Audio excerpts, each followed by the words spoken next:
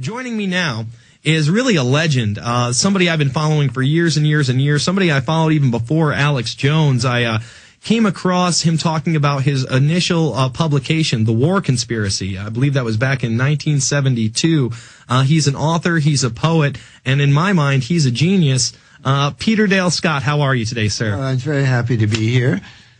You in your fine new studio. Well, thank you very much.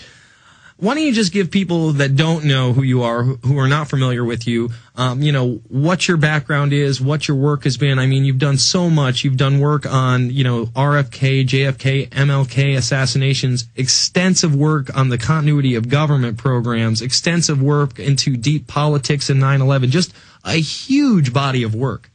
Yes, well, actually, all this time until I retired, I was a professor of English. So the question is, why would I get into these other fields?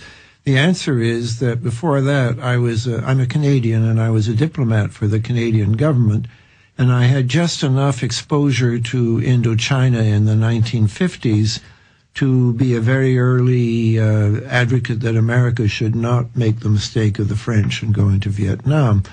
And then in researching what was wrong, the reasons why we shouldn't go into Vietnam, I became aware of Kennedy's decision to pull troops out, which was made in October '63 and then reversed the weekend that he was killed by incoming President Johnson. And so that got me inevitably interested in the Kennedy assassination.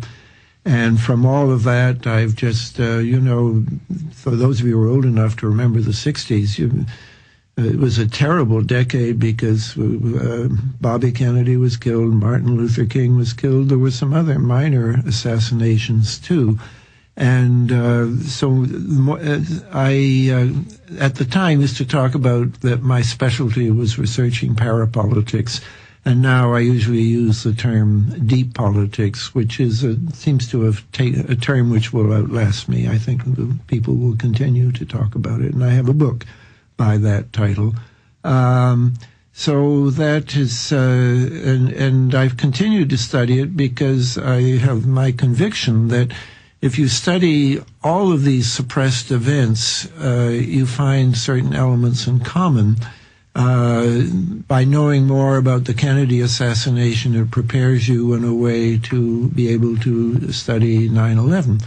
And I know that's an odd idea, but I have a book that's the revised reissue of The War Conspiracy lays out the case for saying that those two events have something in common. Is that back in publication? Because yeah, there's a new edition. It's not the old book. It's because this one actually talks about 9/11 and so on. It came out last year.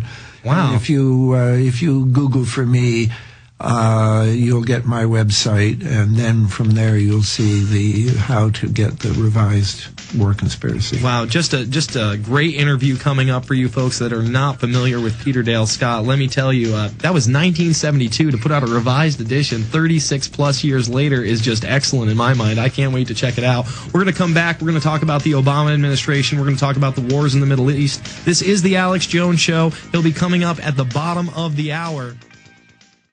Hello, friends. This is Alex Jones here to tell you about Cal Ben Soap. My staff and I just love the old-fashioned, pure, handmade soap produced by the Cal Ben Soap Company, a family-owned and operated American company that's over 62 years old. Go to 5starsoaps.com or click on their link at Infowars.com. They have been a longtime sponsor of ours. Cal Ben Soaps meet the highest standards of quality, purity, and value. Everyone should use their great line of products. I consistently hear from my listeners and friends how much they love the Cal Ben Pure Soap products. Check out their whole line of bath, hair, laundry, and dish soap and more at 5starsoap.com. There is nothing like these factory direct, big money saving, triple concentrated soaps anywhere.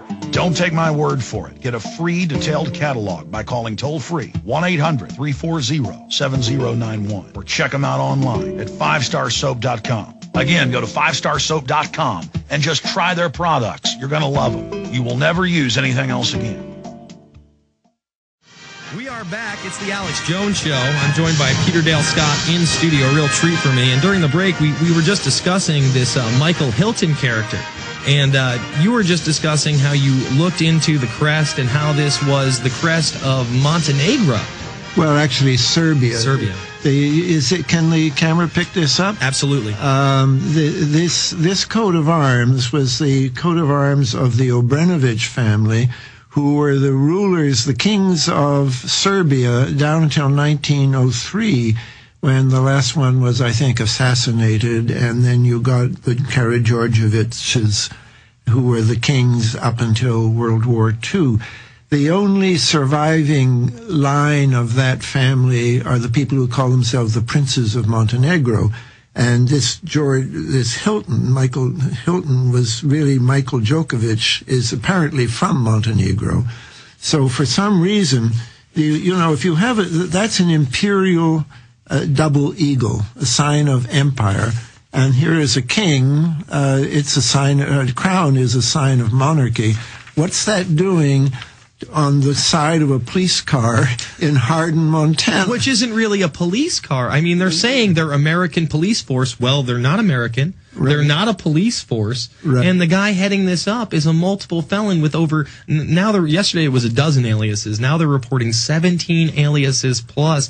Did you ever see this coming in our country? Did you ever think we'd be at a time where prisons are set up, they're going to be run by foreign mercenaries, and they're going to be training foreign troops? It's nightmarish. And foreigners arresting Americans in America. And also the part of it that really scares me is the outsourcing of the job of spying on Americans. That's now being handled by private companies. I did an article about this recently. Science Applications and SAIC. They are composed of veterans of intelligence, but they're a private corporation with a contract to various departments of the U.S. government, and they've been assigned the job of correlating the job of spying on Americans. So there are these special stations set up all over America where members of Army counterintelligence sit in the same office with members of SAIC, private people spying on us. I went all through the Vietnam War, and I knew my phone was tapped, and I knew that my mail was, odd things happened to my mail. And it didn't particularly bother me because I like this country. I'm not even an American. I'm a Canadian, but I like America. And I sort of wanted them to know what I was doing because I was not planning to put bombs anywhere, and I would prefer that they knew that. But I'm very uncomfortable that the job of watching me is now being handed out to private corporations because they really have, they have a profit motive. One of the things that went wrong in Iraq, this same company, SAIC, was given the job of finding out whether there were weapons of mass destruction in Iraq or not. And it was big business for them to report, yes, there is, because that meant more contracts and more money. And, of course, this was one of the biggest intelligence fiascos of the last, 50 years probably, because we waged a whole war on the pretext of the weapons of mass destruction, which absolutely weren't there when they went to look for them. So the Bush administration set up a committee to find out what went wrong, and they put all the SAIC people on the committee. So obviously they were unable to find, or they failed to report that SAIC had been a big part of the problem. That's what's wrong with privatizing intelligence, because a profit motive is going to skew the intelligence. And the same thing with privatizing security. I don't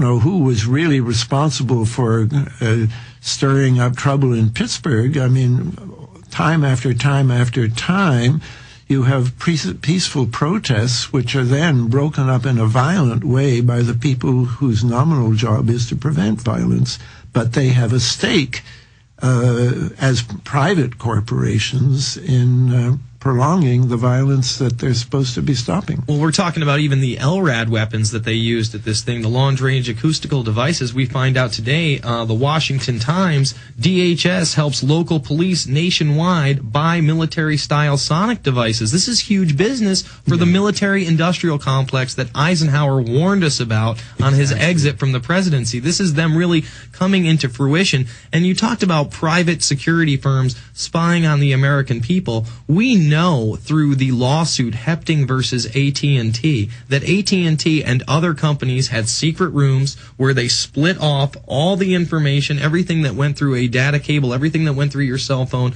was then hardlined into a database. Now, I'm not saying that that's all tracked through human eyes, but it is sent through systems like Carnivore and Promise, and they look for key words, key phrases. In essence, they're spying on the American people 24/7.